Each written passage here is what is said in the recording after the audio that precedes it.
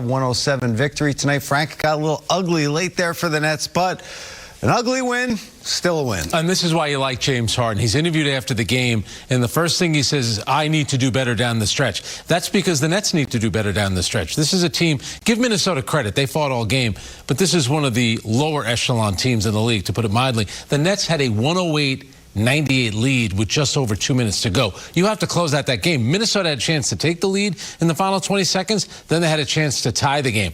That is not good enough for a team with championship aspirations. We talked about in the pregame show James Harden potentially being the NBA's MVP this season. He showed that once again with his 12th triple-double of the season. Kyrie Irving came back and had a strong game tonight. Frank, both of these guys, it seems like every time the Nets need a big shot, one of those guys is there. I think that was the case, and I think in those final 2 minutes, it was all game long. The Nets kind of had this attitude because they took the lead with about 9.5 minutes to go in the first quarter, never relinquished that lead. It seemed like any time the Nets felt like they needed a basket, they could get one. Then things got close down the stretch. Yeah. But Kyrie Irving and James Harden, really the biggest plays they made late was knocking down free throws, which is important. But Kyrie, you hadn't seen him for a week, got off to a really quick start. It was his pull-up jumper that made it 108-98 with about 2:07 to go, and you're thinking the Nets are okay. Minnesota rallied, had a chance. A couple of really bad turnovers. James Harden had one. Bruce Brown had one. Then he compounded the mistake by fouling Anthony Edwards on that layup. The Nets led by as many as 17. That was in the first half. They led by as many as 14 in the third quarter. As Frank just mentioned, late they were up by 10. Let's take a look at the second half highlights. Here's James Harden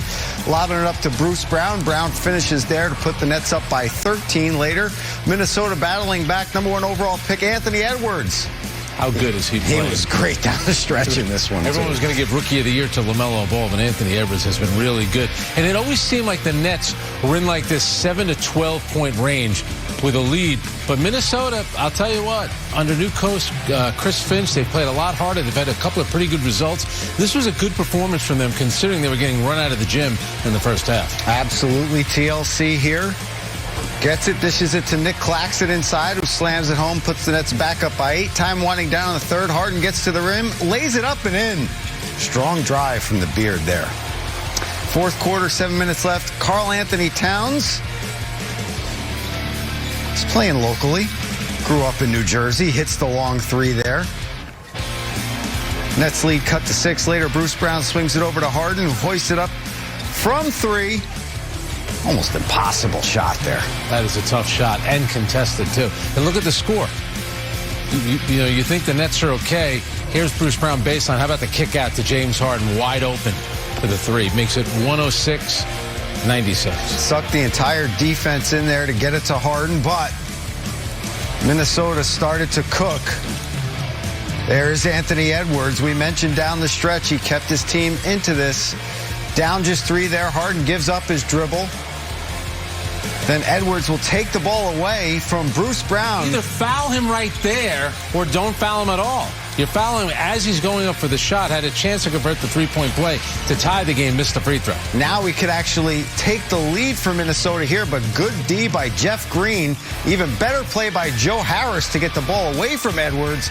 Brown is fouled, and the Nets get the ball on the side, and then the Timberwolves with another shot here as Malik Beasley comes up with iron on the 3. Kyrie Irving hits a couple of free throws, and the Nets hold up. Pretty interesting. There have been a couple of times this season where James Harden has given the foul up 3. In that case, maybe he was worried that Malik Beasley, as he was going to foul him, would shoot. So Malik Beasley got off a halfway decent shot under the circumstances. But the play you mentioned before, Chris, the one where Anthony Edwards missed, good defense by Jeff Green. Joe Harris diving for the ball. Bruce Brown getting it. Minnesota had a foul to give.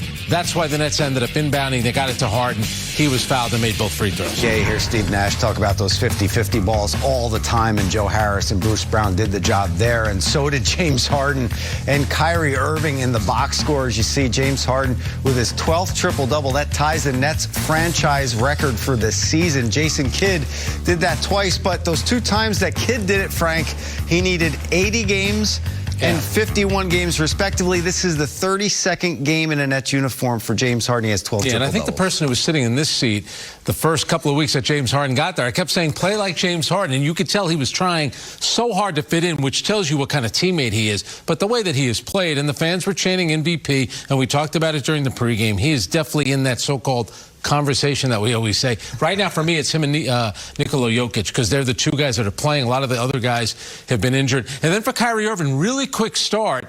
The 6 for 7. The rest of the game, he was 5 for 15. So maybe wearing down a little bit when you really haven't played. Who knows how much he was training and practicing during that week when he wasn't with the team. And another dazzling stat here. James Harden now 19-0 in his career at home. When he plays against the Minnesota Timberwolves. Now, you should have done that with FanDuel before the game. Now you're telling everybody afterwards. You're not doing anybody any good. That's a stat the fans need before the game starts. All right. We'll work on that for our show on Wednesday. Coming up here after we take our first break, we'll hear from the head coach, Steve Nash, on his team's win tonight. We'll also get the final